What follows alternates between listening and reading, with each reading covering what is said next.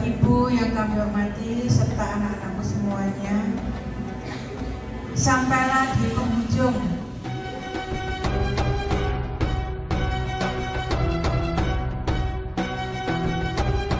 diiringi orang tuanya sering tercengang di hadapan para malaikat.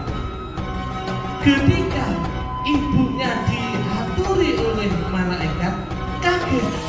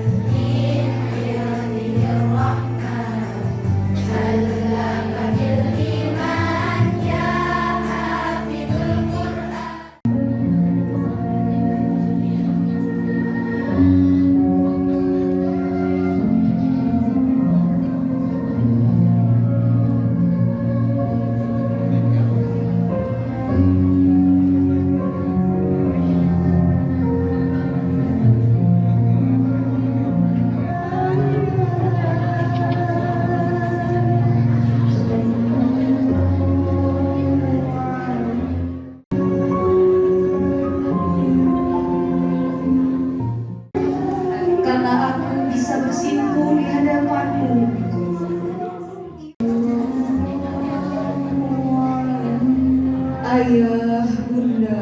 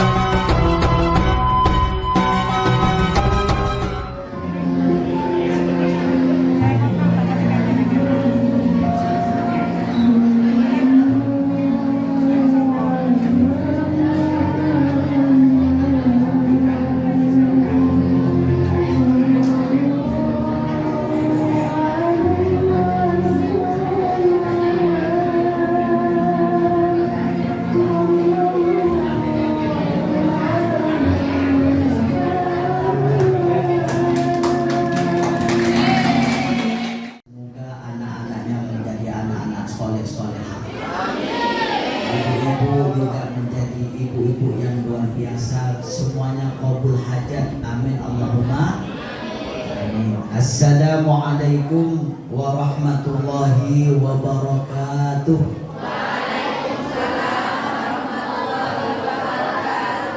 Alhamdulillah sudah tambah 21. Saya lengkapi 3 kali biar kita mendapatkan salah satu sunnah Rasulullah. Karena katanya Rasulullah, innallaha witrun yuhibbul witra fa'autiru ya ahlal Qur'an. Sesungguhnya Allah itu ganjil, Allah itu esa. Gini bang, yuhibbul witra, senang pada yang ganjil-ganjil. Tadi salahnya masih kena. Okay. Fa'autiru ya ahlal Qur'an, maka katanya Rasulullah, ganjilkanlah wahai orang-orang yang ahlul Quran. Monggo saya lengkapi 3 kali. Yang jawab salam semoga mendapat 2 pahala. Amin Allahumma. Pahala yang pertama pahala menjawab salam. Pahala yang kedua pahala niat ikut sunnahnya Rasulullah. Alhamdulillah. Assalamualaikum warahmatullahi wabarakatuh.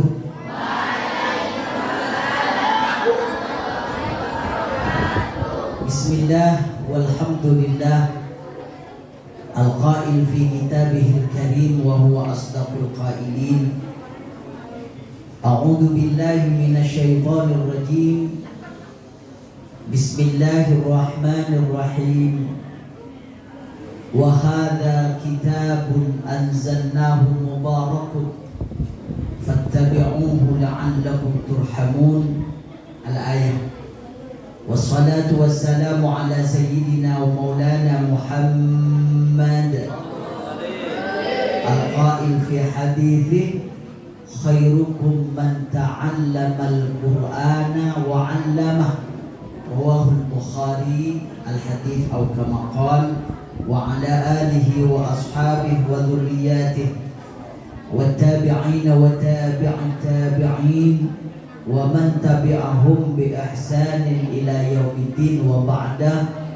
Hadratal muhtaramin, para alim, para ulama, para kiai, para guru ngaji, wabil khusus yang sangat saya hormati Abah Haji Bambang.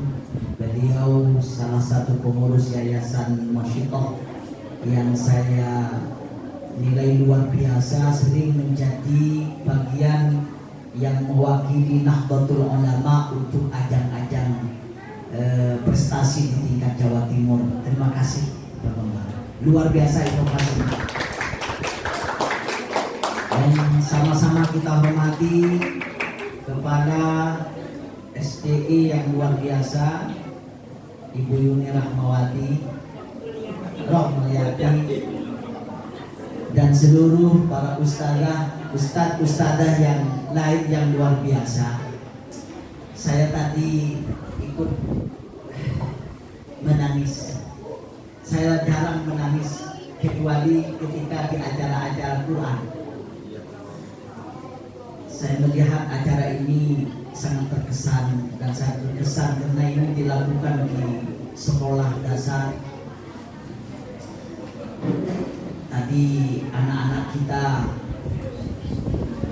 menurut saya luar biasa.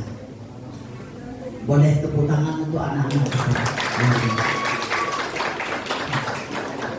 Senang saya karena ini perpaduan antara tahfidz Al-Quran dengan amaliyah Ahlus Sunnah wal Jamaah. Tadi ada bacaan Al-Quran yang bagus sekali, ngalah-ngalahi anak pesantren. Kemudian masih anak-anak SD lagi, bacaannya sudah bagus, sangat berstandar. Kemudian dipadu dengan pembacaan tahlil, yang mimpin sudah kayak kiai. Masya Allah. Masya Allah, saya luar biasa bangga saya. Saya sempat kemudian tadi itu menangis, ya Allah, anak-anak saya, ya Allah. Saya ingat anak saya. Saya ingat santri-santri saya. Karena begini Bapak, saya bangganya itu anak-anak di situ itu menghafalkan Quran. Itu sudah luar biasa. Tapi ada yang lebih luar biasa menurut saya, dipadu dengan bacaan tahlil.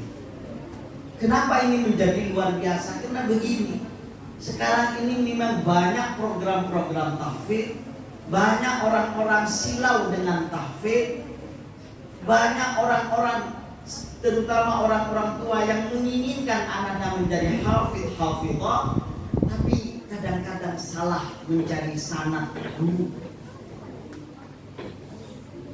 Saya sering Bapak Ibu dilapori orang, anaknya hafal Quran, tapi ternyata anaknya sudah pintar mengkritik orang tuanya. Pak, katanya ustaz saya, baca tahlil di kuburan itu bid'ah. Pak, kata ustaz saya, tahlil itu bid'ah, dosa, haram. Jadi orang tuanya ngelapor ke saya. Terus gimana ini terus saya?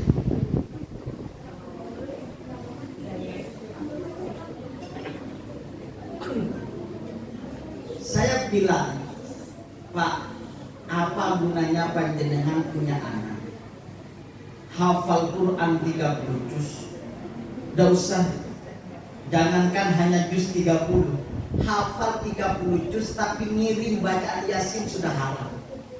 Ngirim Fatihah saja sudah dikatakan bid'ah. Terus apa gunanya panjenengan punya anak hafal Quran, tidak bisa ngirim Fatihah, tidak bisa ngirim tahlil, tidak bisa ngirim Yasin, gara-gara dikatakan bid'ah, dikatakan haram. Apa gunanya dia?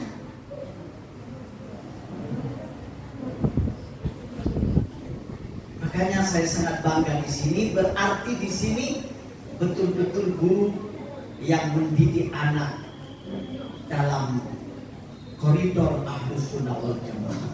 Alhamdulillah, saya atas nama Ketua PGNU sangat berterima kasih dan bangga mengajari anak-anak. Saya menjadi timbul optimisme bahwa 10 tahun, 20 tahun yang akan datang, Amaliyah Ahlus Sunnah wal Jamaah akan tetap berkibar. Kalau generasinya SD-nya anak-anak masih di SD sudah hafal Quran, bacaannya bagus, kemudian hafal tahlil dan amaliyah Ahlus Sunnah wal Jamaah. Karena kita saat ini saja Bapak Ibu membayangkan kehidupan yang akan datang. Kita masuk di era 4.0, 4.0. Masyarakat kita masyarakat 5 society, masyarakat digital. Jangan-jangan saya khawatir 10 tahun, 20 tahun yang akan datang tahlil sudah tidak ada di dunia nyata, hanya ada di dunia online. Mana tahlilnya dunia online? Panjenengan kita ketika mati wafat masih kuburan, tidak ada yang tahlil datang ke kuburan, baca sendiri anak-anaknya karena sudah tidak ada yang anak-anak yang hafal Quran, tidak ada anak yang hafal Yasin, tidak ada anak yang hafal tahlil, hanya HP-nya yang disetel. Coba bayangkan, namanya masyarakat digital. Jadi yang tahlil sudah digital, baca Yasin sudah digital, bukan anak-anak kita. Padahal Rasulullah mengatakan yang inqata amaluhu illa min talatin itu, idza matal insan inqata amaluhu illa min talatin, shadaqatin jariyah aw ilmin yuntafa'u bih aw waladin shalihin yad'u lahu. Kan begitu katanya Rasulullah. Jika kita sudah meninggal dunia, amal kita tidak akan ada yang nyambung. Kita terputus. Kita tidak punya kesempatan untuk kemudian bisa menambah pahala kecuali dengan 3 jalur katanya Rasulullah. Yang pertama shadaqatin jariyah, punya sedekah jariyah.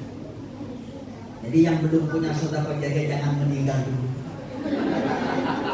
Halo, Bu, Pak, jenengan sudah punya amal jariyah nopo mboten? Ada tanah yang sudah disedekahkan ke SDI atau ke pesantren atau ke musala, sampun punya amal jariyah, sedekah jariyah nopo mboten? Dereng. Jangan meninggal dulu. Jangan. Saya tidak punya sedekah Iya, terus tapi punya ilmin yuntafa'u bih. Kayak guru-guru ini luar biasa. Saya tadi mengatakan ini yang hebat guru-guru. Tepuk tangan untuk guru-guru luar biasa. Sulit untuk menata,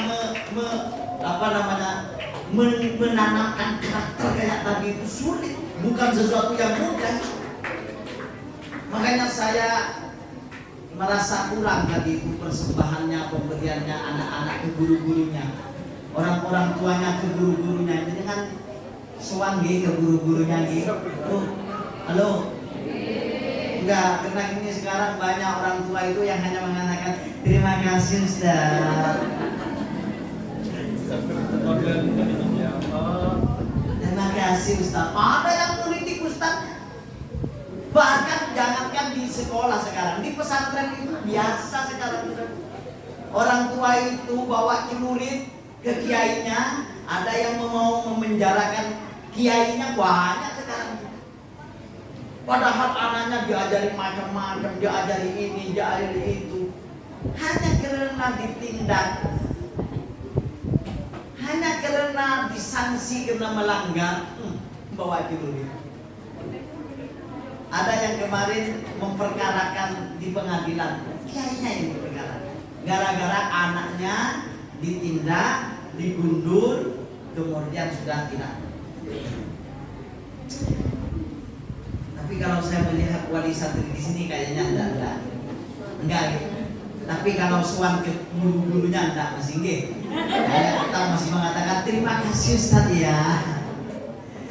Bu, beda antara orang tua. Ada, saya ingat, saya ini masih orang tua, wali santri. Anak saya mondok juga. Beda antara orang tua yang sering sewang. Kalau katanya orang Madura itu habis ke orang ke guru-gurunya. Nyabis katanya orang Madura itu. Beda, anak-anaknya itu beda nanti. Beda.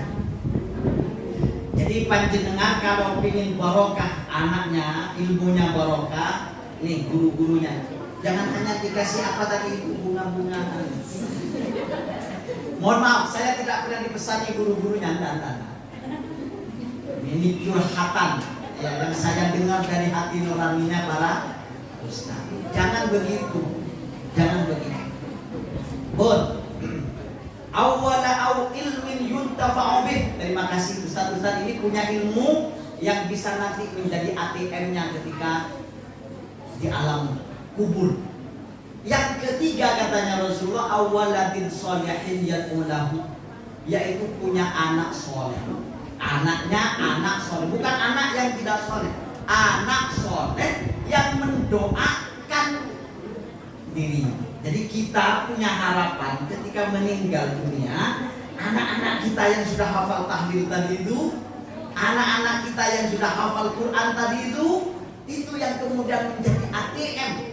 Setiap mereka membaca Quran, setiap mereka membaca sholawat, membaca Fatihah, membaca tahlil, aliran pahala terus nyambung kepada orang tuanya. Semoga tetap istiqomah, nggih. Makanya saya ingin Bapak Ibu, anaknya panjenengan tetap harus dididik seperti itu tadi. Itu dasar yang luar biasa.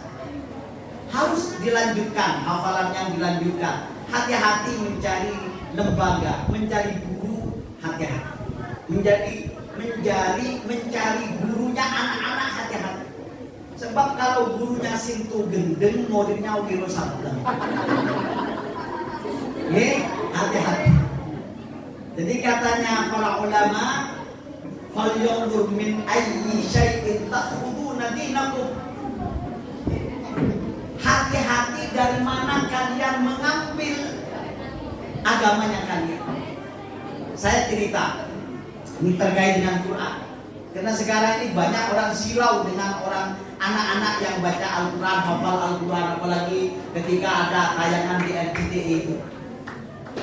Sehingga apapun lembaga yang memprogramkan Al-Quran itu pasti laris. Tapi panjenengan harus cerdas. Karena dulu itu pernah ada namanya Abdurrahman bin Muljam. Mohon maaf, saya harus menceritakan ini.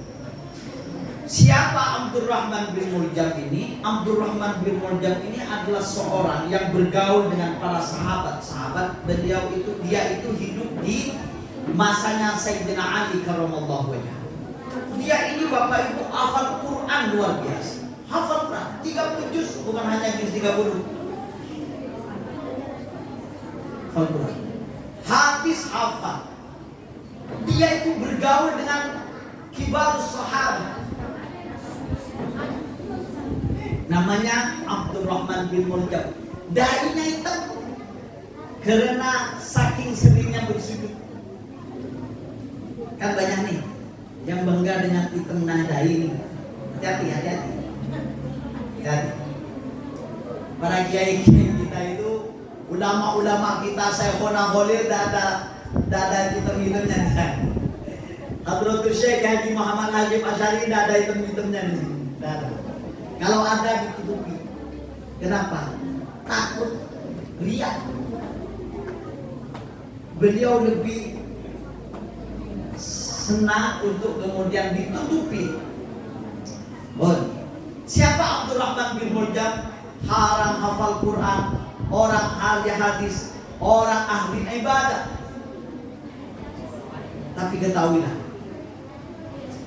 Abdurrahman bin Muljam inilah orang hafal Quran yang membunuh secara sadis Sayyidina Ali karramallahu wajhah, menantu Rasulullah sallallahu alaihi wasallam, Khulafaur Rasyidin, khalifah yang keempat, dibunuh waktu dalam keadaan sholat subuh. Tahu panjenengan Abdurrahman bin Muljam ini ketika mau membunuh Sayyidina Ali, dia 40 hari 40 malam menajamkan pedangnya dengan membaca menderes Al-Qur'annya, hafalan. Ketika mau membunuh Sayyidina Ali, ketika lagi dalam momentum sholat subuh Sayyidina Ali ngimami, beliau Abdurrahman bin Muljam ini masih membaca Al-Qur'annya. Dia yakin dengan membunuh Sayyidina Ali dia akan masuk surga. Kok bisa ada seorang hafal Quran, ahli ibadah, tapi menjadi pembunuh sadis? Yang dibunuh adalah menantu kesayangan Rasulullah sallallahu alaihi wasallam, sahabat besar yang dikatakan dalam sebuah hadis, katanya Rasulullah, ana madinatul ilm wa aliyul babuha. Kalau saya ini kotanya ilmu, maka Ali adalah pintu gerbangnya. Dibunuh oleh seorang hafid Al-Quran, dibunuh oleh seorang yang ahli dzikir, ahli sujud, dahinya hitam. Kenapa? Satu kata kuncinya, Bu. Karena Abdurrahman bin Muljam ini adalah orang Khawarij, orang yang menganggap orang yang tidak sepemahaman dengan kelompoknya dia berarti kafir, dan orang kafir boleh dibunuh. Termasuk Sayyidina Ali karramallahu wajhah dianggap kafir, tidak sesuai dengan pemahaman Khawarij. Dia dikatakan orang yang murtad, kafir, dan orang kafir boleh dibunuh. Makanya Abdurrahman bin Muljam ini yakin kalau membunuh Sayyidina Ali dia akan masuk surga. Innalillahi wa inna ilaihi. Sekarang Khawarij yang dulu-dulu sudah habis, tapi ingat ada new Khawarij. Halo? Ada new Khawarij Bapak Ibu. Ada Khawarij gaya baru. Kayak apa tanda-tandanya? Ya kalau sudah menganggap orang yang bukan golongannya kafir, nah itu dianggap. Orang yang sering mensyirik-syirikan orang, orang yang kemudian sering membid'ah-bid'ahkan orang, itu. Maka tengok ulama-ulama Nahdlatul Ulama. Ulama-ulama Nahdlatul Ulama itu Bapak Ibu, kalau ada orang yang berseberangan pendapat dalam keagamaan, ya biasa-biasa saja. Tetap memang ada ahli sunnati wal jamaah, tetap meyakini ini ahli sunnah wal jamaah yang paling benar, tapi kemudian tidak memfonis mengatakan, oh itu bid'ah, itu syirik, itu kafir.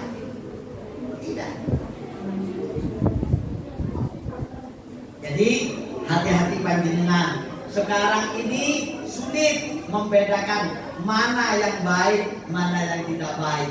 Tidak semua orang yang hafal Quran, ya, tidak semua orang yang hafal Quran itu kemudian langsung masuk surga. Tidak. Rasulullah pernah mensinyalir dulu 1445 tahun yang lalu.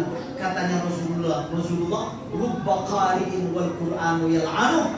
Banyak orang yang membaca Quran, tapi Quran nanti yang akan melaknatnya. Na'udzubillahi min dzalik. Makanya di antaranya kita caranya memastikan bagaimana anak-anak kita menjadi orang-orang ahlul Quran, menjadi orang-orang yang cinta pada Al-Quran, tapi tidak seperti itu. Pastikan satu di antaranya adalah mencari guru. Gurunya harus punya sanad. Sanad maksudnya apa? Sanad silsilah keguruan dari gurunya ke gurunya, gurunya ke gurunya sampai kepada Rasulullah SAW. Belajar Al-Quran, belajar agama itu tidak seperti belajar umum, Bapak Ibu. Belajar ilmu umum boleh autodidak, boleh eksperimen, boleh belajar tanpa guru, boleh kalau umum. Silakan mau eksperimen, mau penelitian sendiri, observasi sendiri, silahkan. Itu kalau umum. Tapi kalau agama, Allah tidak main-main. Makanya Allah mutus seorang nabi. Kalau untuk fisika kimia, Allah tidak mutus nabi itu. Tapi kalau untuk Quran, Allah mutus nabi. Allah perintah malaikat Jibril untuk mengajarkan nabi. Makanya kalau Quran tidak boleh belajar di YouTube, tidak boleh belajar di Google. Nanti Fatihahnya ke siapa? Syekh Google. La hadratin Nabi Mustafa wa ila Syekh Google. Tidak nyambung. Tidak nyambung. Makanya kalau ilmu agama tidak boleh. Maka sampai dikatakan al-isnad minad din. Laulal isnad laqala man syaa ma syaa, katanya ahli hadis. Silsilah sanad itu adalah bagian dari agama. Andai kata bukan karena ada sanad silsilah ini, maka orang bisa mengatakan apapun yang dia akan katakan, kemudian membawa nama-nama Rasulullah. Makanya kalau agama tidak boleh tak ada gurunya, harus ada gurunya. Kalau begitu maka mencari guru itu harus hati-hati panjenengan. Pastikan gurunya betul-betul guru yang memiliki sanad dan tersambungan ilmu dengan Rasulullah SAW. Saya sering menyampaikan, mencontohkan, mentamsilkan listrik ini. Coba panjenengan lihat, ini listrik.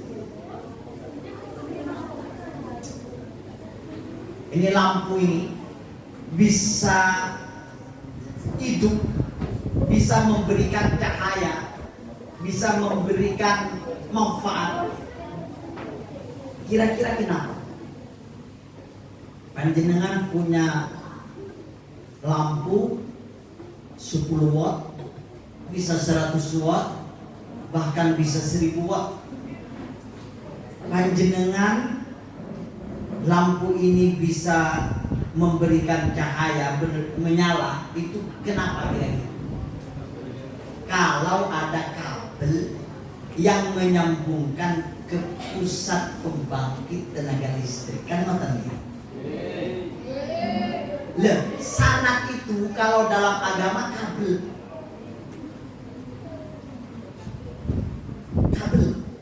Sanad itu kalau dalam agama kabel. Panjenengan punya anaknya cerdas 100 watt. Ibarat lampu 100 watt atau 1000 watt. Tapi kalau tidak ada kabel yang menyambungkan ke pembangkit tenaga listrik, dia tidak akan menyala. Makanya cari guru yang menjadi kabel anak-anak kita dengan Rasulullah SAW. Jangankan 100 watt, Bu. Kemampuan kecerdasan putra putri panjenengan.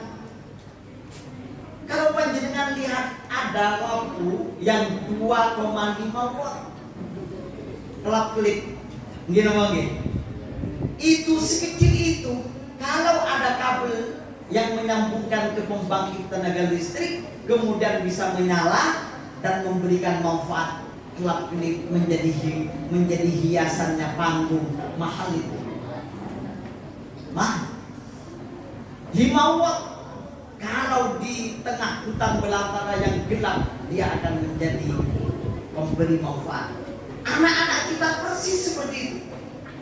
Anak-anak kita besok, kalau sudah terjun ke masyarakat, punya ilmunya nyambung sama Rasulullah lewat guru-gurunya, maka jangankan anak panjenengan pernah ringking hebat dulu, tidak pernah ringking pun akan bermanfaat di tengah-tengah masyarakat. Kalau punya gurunya yang benar. Makanya kalau di pesantren itu yang ditekankan itu. Makanya Bapak Ibu, nah, terutama wali murid ini diajarkan terus-menerus putra putrinya untuk kemudian takdim kepada ustadz-ustadznya, kepada ustadz-ustadzahnya, karena beliau-beliaulah yang menjadi penyambung silsilah sanad kepada Rasulullah Sallallahu Alaihi Wasallam. Ustadz Mujahid, ustadz yang lain punya guru, gurunya punya guru, gurunya punya guru, gurunya punya guru, sampai seumpamanya punya guru nyambung ke Syekhona Khalil Bangkalan. Kalau di Jawa Timur, Syekhona Khalil Bangkalan punya guru di Mekah. Kemudian gurunya punya guru sampai ke Imam Syafi'i. Imam Syafi'i punya guru Imam Malik, Imam Malik punya guru Imam Sufyan Ats-Tsauri dan guru-guru yang lain. Beliau para tabi'in punya guru sahabat, sahabat punya guru Rasulullah Sallallahu Alaihi Wasallam. Nyambung apa buatan? Nyambung.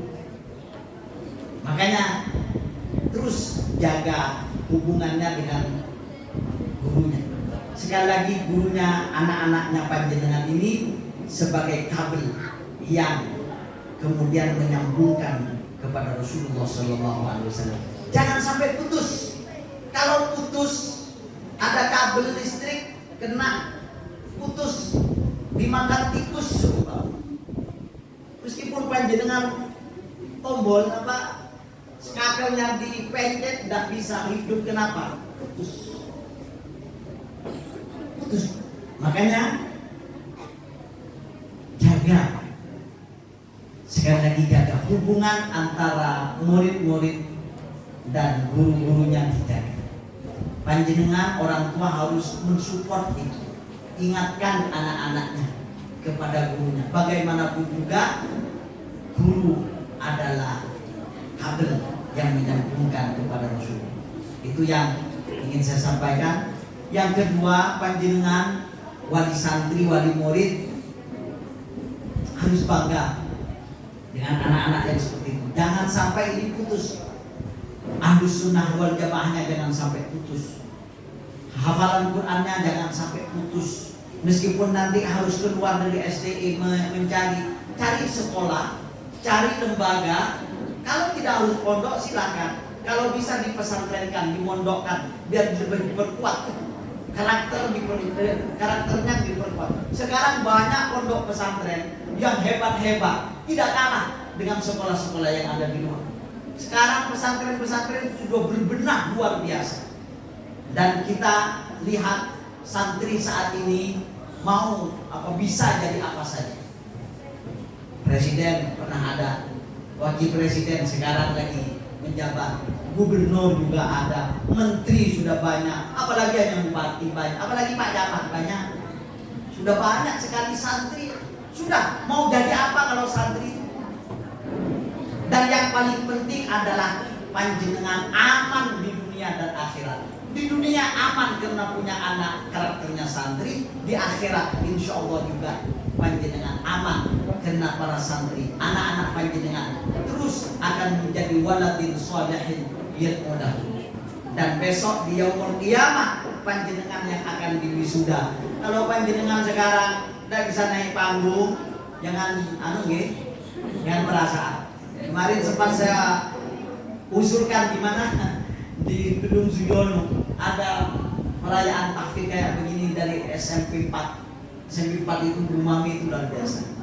Oh, saya usulkan kapan-kapan ada wisuda untuk wali murid yang hafid. Kenapa? Nanti di yaumul kiamah katanya Rasulullah bukan anak-anaknya yang wisuda, orang tuanya. Man qara'al Qur'an, katanya Rasulullah, man qara'al Qur'an wa 'alima fa 'amila lima fihi albasallahu walidayhi tajan yaumal qiyamah dhawuhu ahsanu min dhawi syamsi fi buyutid dunya. Sampai Rasulullah mengatakan di hadapan para sahabat, fama dhannukum billadzi 'amila hadza. Dahulunya Rasulullah, barang siapa yang bisa baca Al-Quran, ini tadi bacanya bagus sekali, seneng saya, bagus. Karena gurunya mungkin ya Ustaz Mujahid dan Ustaz-Ustaz yang lain, kok bisa bagus ya, mendidik anak kecil kayak begitu, bisa fasih, bisa bagus. Katanya Rasulullah, barang siapa yang bisa membaca Al-Quran wa amila lima fi, tapi dilanjutkan, dan bisa mengamalkan apa yang ada di dalam Al-Quran, terutama akhlaknya, akhlak Quran. Wa amila lima fi albasallahu walidayhi tajan yaumal qiyamah. Besok katanya Rasulullah, orang tuanya, kedua orang tuanya dipakaikan kepada keduanya taj, mahkota. Jadi besok yang diwisuda oleh Allah adalah orang tuanya, dipakaikan tajan mahkota yaumul qiyamah. Dhawuhu ahsanu min dhawi syamsi. Kemilau cahaya dari mahkota yang dipakaikan kepada kedua orang tuanya kelak itu lebih indah dari kemilau mentari di dunia, katanya Rasulullah.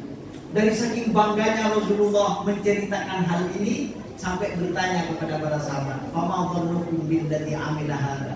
Coba bayangkan, bagaimana menurut kalian orang yang mendapatkan anugerah seperti itu nanti di yaumul qiyamah? Bisa jadi orang kedua orang tuanya, katanya Pak Bambang tadi, tidak ngerti, kok saya diwisuda, kenapa ya? Padahal dia juga tidak bisa baca Quran. Dulu dia itu hanya pedagang di pasar, dia ibu rumah tangga, loh kok tahu-tahu malah diwisuda di yaumul qiyamah. Di hadis yang lain, di riwayat yang lain, yut'azimat yaumul qiyamah, kedua orang tuanya dipanggil dengan nama kebesaran nanti di yaumul qiyamah. Heran katanya Pak Roman, heran, loh itu kok teman saya satu beda dengan saya di pasar itu, kok itu dipanggil menjadi wisudawan wisudawati.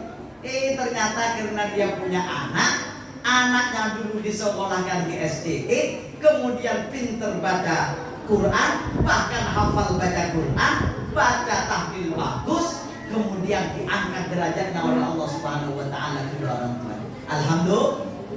Alhamdulillah. Makanya Bapak Ibu, kalau ini sudah tamat di SDE, lanjutkan, jangan sampai hilang ini Qurannya, jangan sampai hilang, rugi jenengan. Tahlilnya jangan sampai hilang, rugi jenengan. Sudah repot-repot dididik begitu oleh ustadz-ustadzahnya, panjenengan malah kemudian menganggap itu tidak penting. Yang penting anak saya nanti bisa masuk di fakultas ini, fakultas ini, fakultas ini. Emang jadi jaminan ke jenengan? Halo? Halo. Emang jadi jaminan ke panjenengan? Enak kalau anak saya sudah begini, sudah senang saya. Di dunia mungkin panjenengan merasa sukses, tapi tengok di akhirat. Tengok di akhirat. Awas kesuksesan pemuda ini, katanya Imam Syafi'i. Imam Syafi'i pernah mengatakan begini, Bapak. Hayatul fata wallahi bil ilmi wa tuqa idza lam yakuna la i'tibara li dzatihi.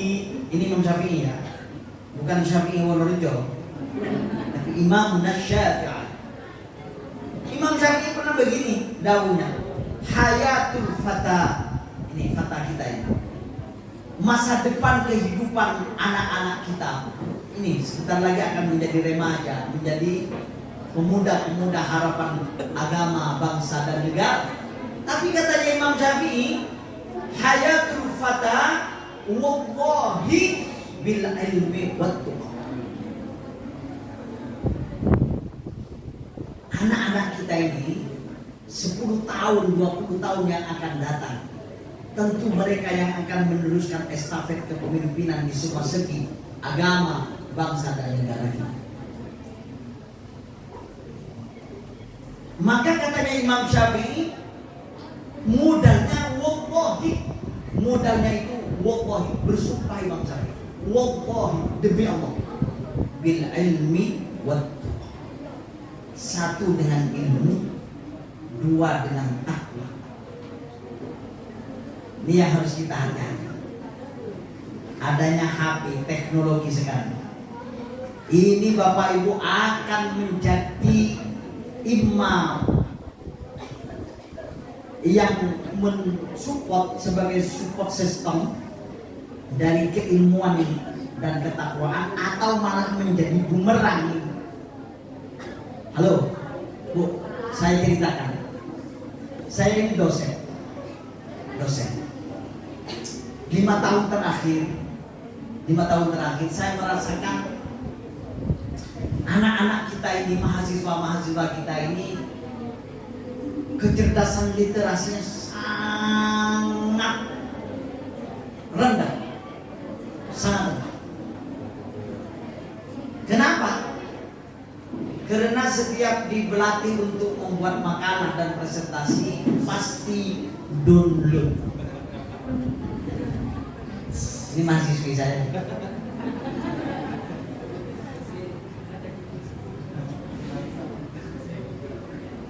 Sampai saya mengatakan, ayat yang pertama turun di Al-Quran itu Iqra, bukan download. Jadi apa artinya? Habis literasi. Anak-anak sampai sekarang saya kalau ngajar sudah ada usah makalah-makalahnya. Setiap saya buat memerintah buat makalah pasti download anak-anak. Saya hafal dengan bahasanya internet. Saya bilang, tidak usah ditengok, ditunitin, tidak usah. Oh, internet. Subhanallah, sudah download di internet, presentasinya tidak paham dengan makalah yang dia buat. Dia baca kayak berita dalam dunia dalam berita. Lurus, kadang-kadang titik komen. Masya Allah, ini mahasiswa kita. Saya merasa jangan-jangan karena ini mahasiswa di perguruan tinggi swasta. Saya tanya, kebetulan ada alumni Syarifuddin yang sekarang jadi dosen di UIN Syarif Hidayatullah di Jakarta. Lagi main-main, saya tanya, Wawan namanya orang Suki, dia ada dosen filsafat, dosen negeri. Saya tanya, saya mau tanya, ini jujur, saya 5 tahun terakhir ini merasakan dia jadi dosen itu, mahasiswa saya tidak ada yang kemudian bisa buat makalah dengan bagus.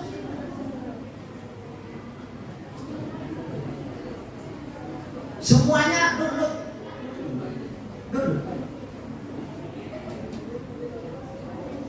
Ketika menjelaskan dia tidak paham dengan apa yang dia baca, tidak paham. Apa karena IAI Syarifuddin ini apa ya? Swasta ya? Gimana kalau di Jakarta sekarang? Kamu kan di UIN Syarif Hidayatullah.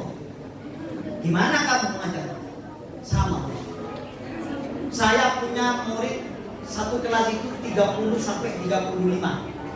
Mencari 3 sampai 5 mahasiswa yang serius kuliah, yang makalahnya buat sendiri, tidak download, itu sulit sekali.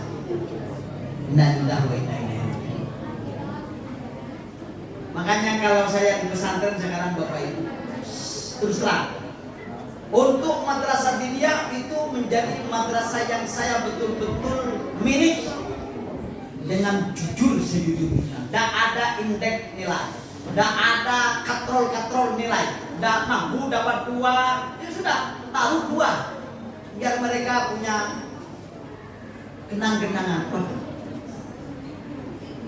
Kok nahwu saya 2, kok tafsir saya 3. Kenapa? Sekarang pendidikan kita lagi seperti pendidikan yang katanya Darmaning Tias, pendidikan rusak-rusak. Makanya saya senang kalau ada sekolah yang kemudian penguatan ekstrakurikulernya itu dikuatkan. Ini yang akan membantu karakter. Ketika kita sudah tak tahu, di kurikulumnya berubah-ubah terus. Mana kemudian kita ini kalau di tingkat perguruan tinggi yang seperti ini, download terus. Mau pinter gimana? Anak-anak itu mau baca, kecerdasan literasinya sangat rendah. Bacanya, baca buku saja Bapak Ibu, itu kadang-kadang tak paham. Kenapa? Biasa baca yang pendek-pendek. WA, status, baca, ya komentar. Memang sedikit, tidak pernah kemudian kalau agak panjang sedikit lebih baik setel YouTube, dengarkan saja. Jadi kita ini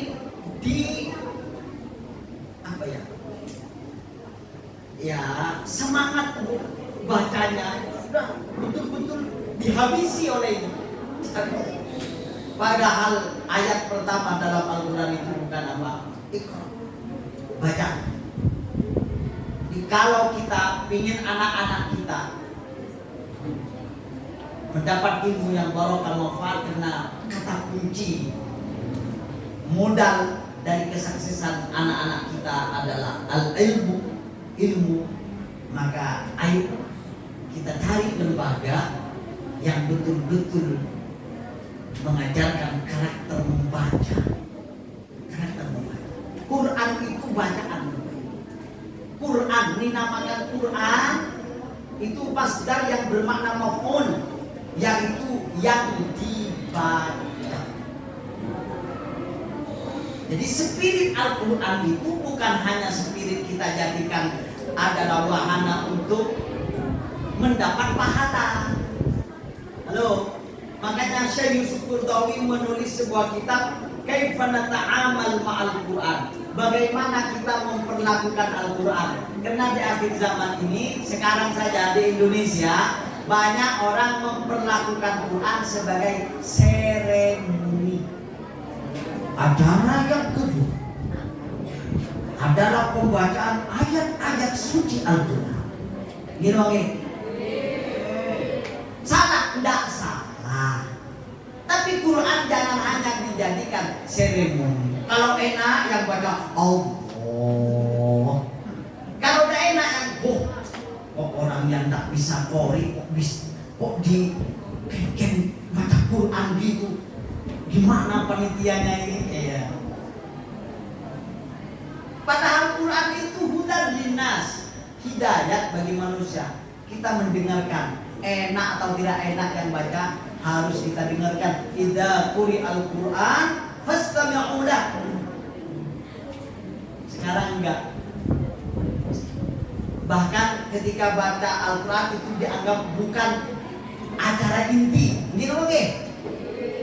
Acara sampingan, acara kenduren, acara apa-apa yang dibaca tahlil, Yasin toh. Yasin. Sunatan Yasin. Orang meninggal Yasin. Emang Quran hanya Yasin saja? Quran 30 juz. Quran bukan hanya hidayah, bukan ditempatkan sebagai pemberi petunjuk. Coba tanyakan kepada kita sendiri, pernahkah ketika kita baca Quran merasa dapat teguran dari Allah Subhanahu wa Ta'ala? Halo? Pernah? Pernahkah ketika kita baca Quran, serasa mendapatkan hidayah dari Allah Subhanahu wa Ta'ala?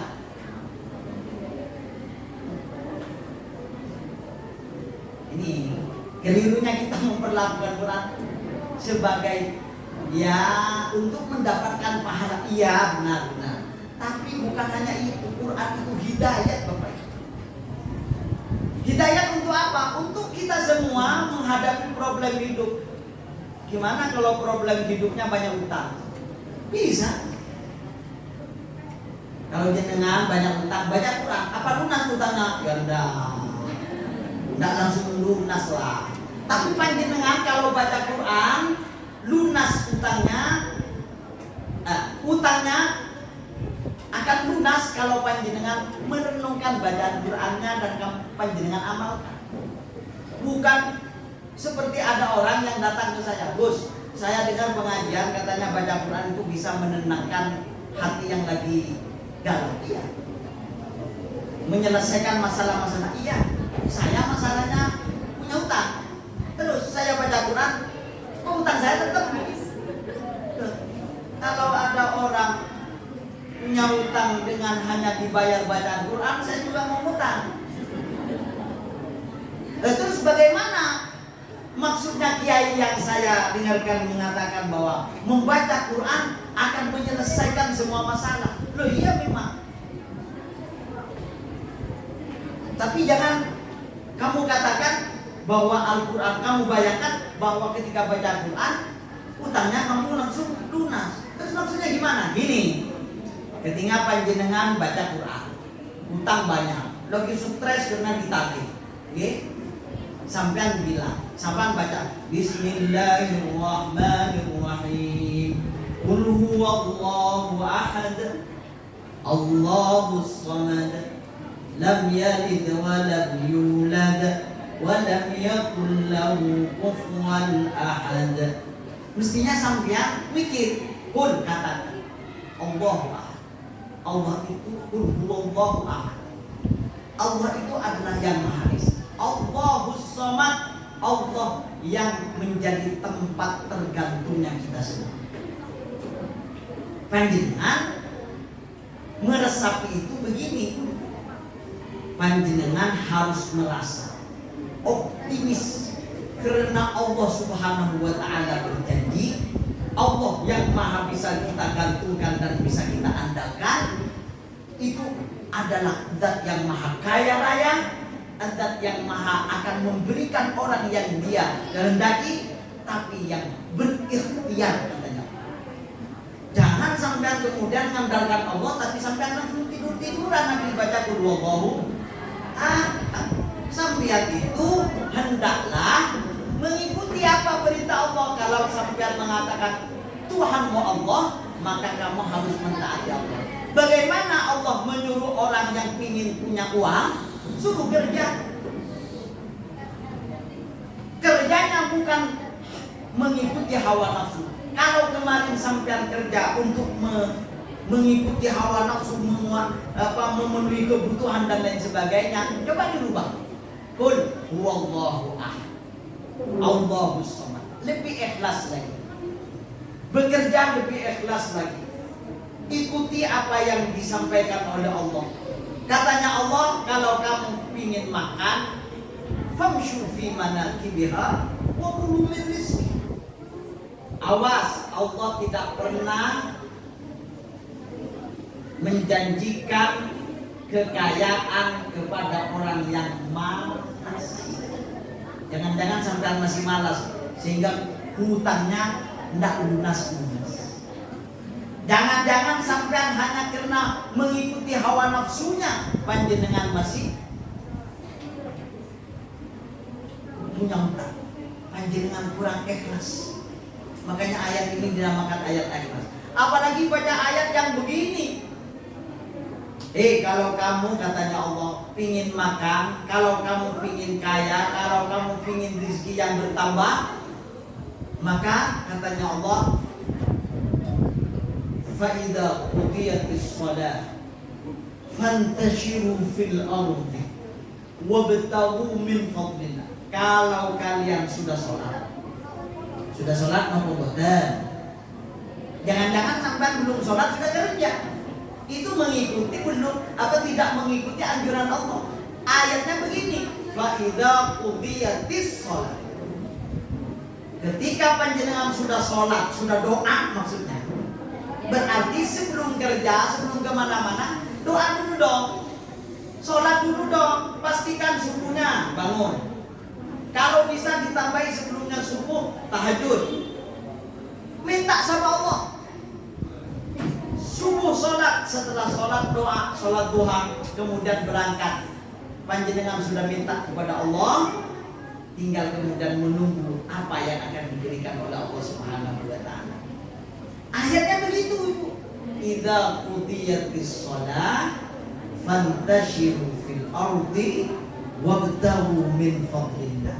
Kalau kalian sudah melaksanakan sholat, maka menyebarlah di muka bumi Allah ini. Ada yang jadi pegawai, ada yang menjadi guru, ada yang menjadi pedagang, ada yang menjadi petani. Kalau sudah sholat jangan tidur. Subuh, habis subuh tidur, tak dapat keberkahan pagi, sulit rezekinya. Kenapa? Habis sholat tidur, padahal perintahnya habis sholat fantashiru fil ardh. Jangan-jangan sampai tidak lunas-lunas utangnya gara-gara belum mempraktekkan ini. Orang yang baca ini, orangnya punya hutang, coba dipraktekkan. Idza qudiyatis shalatu fantashiru fil ardi wabtaghu min fadlillah. Insyaallah kalau itu dilakukan, insyaallah Quran akan menjadi solusi. Orang putus cinta juga begitu. Orang yang kena musibah juga baca Quran, akan tenang hati. Semuanya akan tenang hatinya kalau membaca Al-Quran. Terakhir, Quran itu Bapak Ibu adalah sumber barokah. Halo ibu-ibu, panjenengan harus bangga. Anak-anak panjenengan yang hafal Quran itu akan menjadi magnet barokah, menjadi magnetnya rahmatnya Allah. Maka jaga, anak-anak panjenengan itu bisa menjadi magnet barokah. Karena begini, Allah mengatakan begini, wa hadza kitabun anzalnahu mubarak. Kitab ini sumber barokah. Makanya keberkahan Al-Quran itu ditunjukkan begini. Dulu Al-Quran itu gua Hira itu adalah gua yang biasa-biasa. Tapi ketika disentuh Al-Quran menjadi tempat turunnya Al-Quran menjadi luar biasa. Kan menterngir. Lailatul Qadar itu yang khairun min alfi syahr, malamnya tidak ada bedanya dengan malam-malam yang lain. Tidak ada. Ya malam gelap, waktunya nggak tetap, jamnya tetap. Tapi ketika oleh Allah dipilih menjadi malam turunnya Al-Quran, langsung khairun min alfi syahr, menjadi Lailatul Qadar. Waktu yang disentuh Al-Quran menjadi waktu yang barokah. Tempat yang disentuh Al-Quran menjadi tempat yang barokah. Malaikat itu banyak Bapak Ibu, tapi malaikat yang paling istimewa adalah malaikat Jibril, karena malaikat Jibril yang membawa Al-Quran. Nabi dan Rasul itu banyak Bapak Ibu, tapi Nabi dan Rasul yang paling hebat, yang paling istimewa di hadapan Allah adalah Nabi Muhammad, karena beliau yang diturunkan Al-Quran. Kota Mekah, kota Madinah lebih indah. Lumajang Bapak Ibu. Halo, panjenengan tahu Mekah dan Madinah? Guanya lebih indah, gua Maharani Bu. Tapi menjadi kota yang luar biasa istimewa di hadapan Allah. Kenapa? Menjadi tempat turunnya Al-Quran. Sesuatu yang asalnya biasa-biasa, kalau disentuh oleh Al-Quran menjadi luar biasa. Kayu, ya, kayu yang ditempel, bukan kayu, kulit binatang, kulit sapi, kulit kambing, yang kalau ditempelkan ke kayu jadi beduk, dipentungi orang. Tapi kulit yang menjadi sampulnya Al-Quran diciumi orang. Kulit yang bersentuhan dengan Al-Quran, kulit binatang kita cium. Kenapa? Bersentuh dengan Al-Quran. Maka siapapun kita mungkin sementara ini adalah orang biasa-biasa. Anak kita adalah anak yang biasa-biasa. Tapi kalau menjadi orang ahli Quran, menjadi anak-anak yang ahli Al-Quran, dia pasti akan menjadi orang yang luar biasa. Anaknya siapapun saja. Maka yakinlah panjenengan bahwa anak-anak kita ini akan menjadi anak-anak yang luar biasa kalau terus istiqomah membaca. Saya yakin sekolah ini, karena sekolah yang memprogramkan Al-Quran, akan menjadi sekolah yang luar biasa. Karena begini, saya selalu yakin bahwa Allah yang memilih sekolah, memilih anak, memilih siapapun yang akan dijadikan tempatnya Al-Quran. Di dalam Al-Quran Allah memang mengatakan walaqad istofaina min ibadina, dan demi sungguh saya memilih dari hamba-hamba saya. Ayat ini bicara tentang Al-Quran. Jadi panjenengan kalau anaknya sudah mau menghafal Quran, syukuri. Saya setuju dengan ini, tasyakuran taklid. Syukuri. Cara mensyukurinya adalah dengan cara terus menjaga anak-anaknya untuk terus istiqomah dengan Al-Quran. Cara mensyukuri support sekolah ini terus ada program tahfidz. Saya akan selalu mensupport yang saya bisa. Kalau ada sekolah, ada lembaga yang mau memprogramkan Al-Quran, sehingga kesimpulan saya, sekolah ini sudah bagus, sekolah ini sudah luar biasa, karena ada program tahfidznya, guru-gurunya sudah benar, terbukti dengan bacaan-bacaan yang bagus. Programnya bukan hanya hafalan Quran, tapi ada sisipan akidah Ahlus Sunnah wal Jamaah yang itu akan menjadikan kita aman, anak-anak kita aman. Selama Ahlus Sunnah wal Jamaah, insya Allah anak-anak kita aman, tidak akan melakukan hal-hal yang seperti yang dilakukan Abdurrahman bin Muljam, menjadi orang-orang yang sadis, menjadi orang-orang yang radikal dan lain sebagainya. Semoga kita semua menjadi orang-orang yang istiqomah mencintai Al-Quran, mensyiarkan Al-Quran. Anak-anak kita ini terus menjadi anak-anak yang istiqomah, menjadi anak-anak yang membaca Al-Quran dan Al-Quran. Saya kira ini yang bisa saya sampaikan. Mohon maaf, saya sering lupa jam kalau membahas tentang Al-Quran. Sungguh harus diingatkan, mohon maaf bila agak panjang. Ini mungkin karena saya terlalu bangga. Tadi saya berbisnis, saya nangis melihat apalagi yang mimpi tahlil itu bagus sekali itu. Siapa ibunya, mana saya ingin tahu. Jaga pergi, anaknya panjenengan ganteng, kemudian bacaannya bagus. Kalau bisa lanjutkan di lembaga-lembaga tahfidz yang sekolah itu, saya support betul. Semoga menjadi anak yang hafidh, soleh semuanya, hafidhah dan soleh. Akhirul kalam, wallahul muwaffiq ila aqwamit thoriq. Assalamualaikum warahmatullahi wabarakatuh.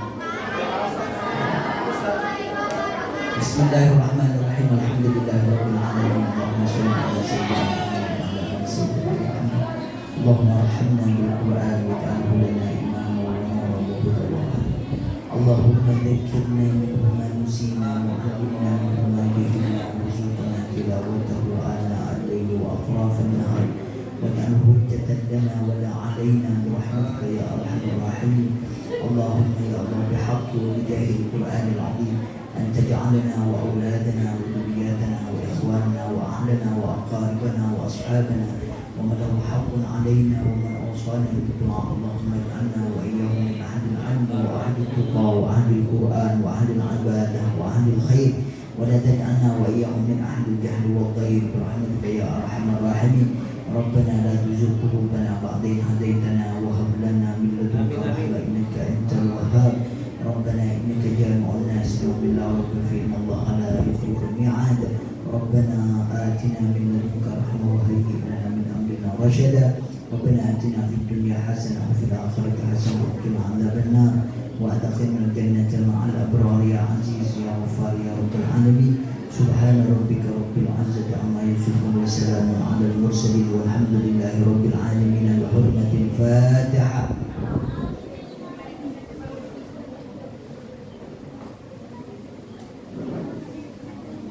Assalamualaikum warahmatullahi wabarakatuh.